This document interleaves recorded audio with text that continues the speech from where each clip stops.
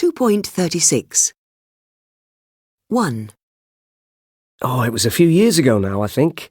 It was 2010. My wife and I had booked to spend New Year's Eve in a pub in Yorkshire in the north of England. It's a very famous pub because it's supposed to be the highest pub in the UK, and it has beautiful views. Well, we knew that the weather wasn't going to be good. The forecast said it would snow, but it didn't really worry us. We're from the north and we're used to the snow. Anyway, we arrived in the afternoon and then we got dressed up for dinner. There were about 30 guests and we were having a great time. But as it got nearer to midnight, I noticed that it had started snowing very heavily.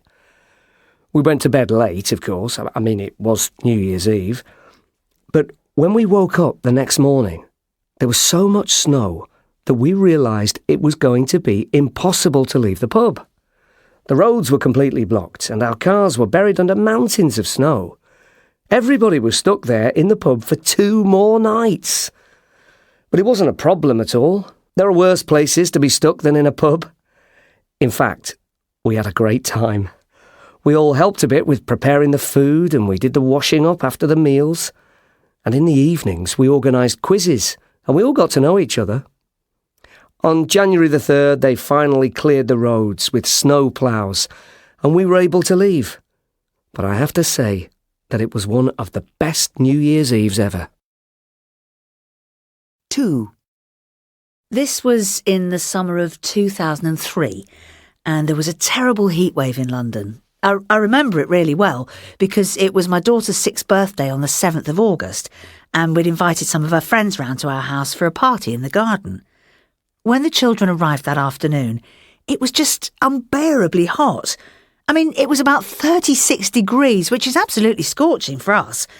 It was just too hot to be outside. And it was too hot to be inside too, because we didn't have air conditioning. Very few houses do in Britain. And all the little girls were starting to get really exhausted from the heat, and I just didn't know what to do with them. But then my husband said, "Why don't we all go to my clinic?" He's a doctor, and his private clinic's just down the road, and the clinic has air conditioning.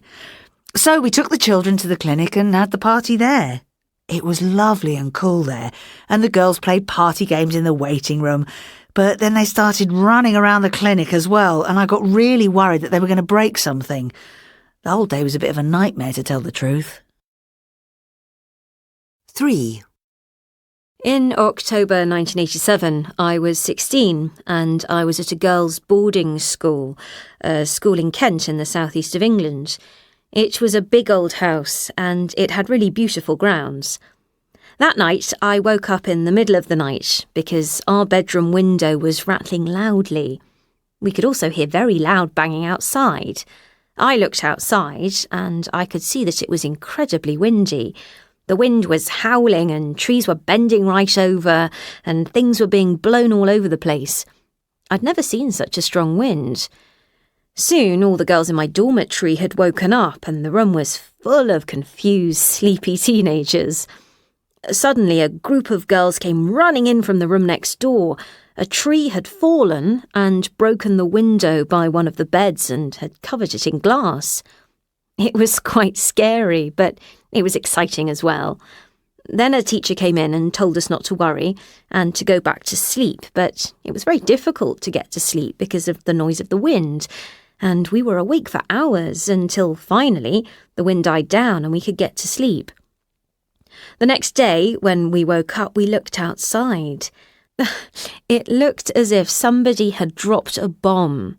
There were fallen trees and branches everywhere. Just in our school grounds, 200 trees had been blown down. On the radio, they said that it had been a hurricane and that 18 people had been killed. Later, we found out that all over Britain, 15 million trees had blown down during the night.